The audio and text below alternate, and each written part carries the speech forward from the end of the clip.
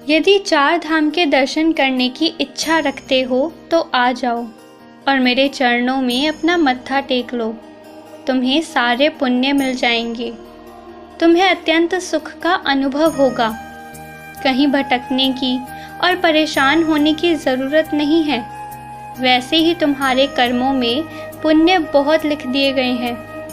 मैं जानता हूँ कहीं कहीं पर चूक रहे हो, कहीं कहीं पर देरी हो रही है, लेकिन एक बात याद रखना, तुम भीड़ में नहीं रहोगे, भीड़ से अलग रहोगे। इसलिए तुम इस वक्त इस परेशानी से गुजर रहे हो, क्योंकि तुम्हें तराश कर इतना खरा सोना निकालूंगा ना कि तुम भी आश्चर्यचकित हो जाओगे कि ऐसे कैसे ये सब हो गया। देखो, मुझे तुम्हें कुछ भी बनाना मुश्किल नहीं है। मैं जो चाहूँ बस एक पल में तुम्हें दिला सकता हूँ।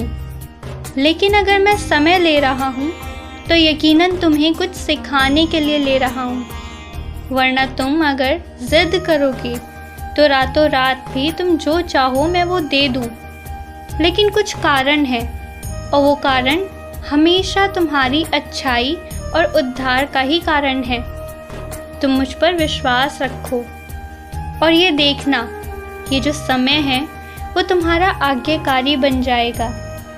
इस वक्त तुम इतने सताए हुए हो, इतने परेशान हो रहे हो कि तुम्हें अपनी किस्मत पर विश्वास ही नहीं है, तुम्हें अपने आप पर ही विश्वास नहीं है। ये जो अंदर से तुम्हारा आत्मविश्वास धीरे धीरे चूर चूर होता जा रहा है ना, ये मत होने दो, क्योंकि तुम जानते नहीं हो कि जहाँ तुम्हारी काबिलियत है हाथ पकड़कर वहीं ले जा रहा हूँ तुम्हें, जहाँ तुम्हारी इज्जत भी है। ये जो तनाव है ना, रिश्तों में तनाव, घर पर तनाव, कुछ काम में तनाव, याद रखना ये सब बातें पुरानी हो जाएंगी। समय के साथ सब छूट जाएगा। कोई भी परेशानी तुम्हारे साथ आगे तक नहीं जाएंगी। इसलिए किसी भी चीज़ से विचलित मत हो। जब भी कोई परेशानी आती है तो ये तुम्हारी परीक्षा है कि तुम मुझ पर विश्वास रखते हो या चिंता खुद करते हो। अगर विश्वास है तो चिंता छोड़ दो।